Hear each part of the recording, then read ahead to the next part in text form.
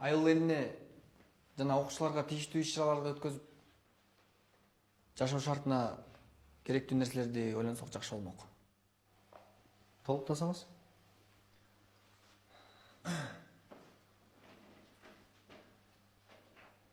Айыл эли бар үчүн айыл да.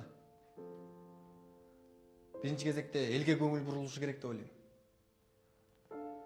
Артыбыздагы окуп жаткан окуучуларга жаңы программаларды киргизип, күчөтүлгөн тартипте чет жактан болобу, шаардан болобу, мыкты мугалимдерди алып келип окутуп, билимге басымдашыбыз керек. Билимден тышкары колөнөрчүлүк, ыр, бий, айти жагын, айтор адам баласы окуудан тышкары тиричилик кылып кете алгандай нерселерди ойлонсок жакшы болмок.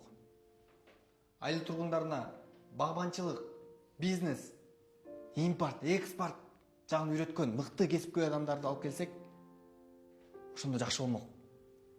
Балким ошондо биздин турмуш оңолуп кетмек.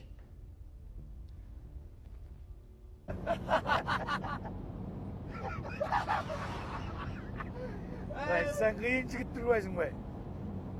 Ey şef, bana asıl alik parayı kalatlar satatko. Malades asıl talantlarını agitasiya vaqtida tokda chirkinlabchi. Hem alacağım, getiriniz bu.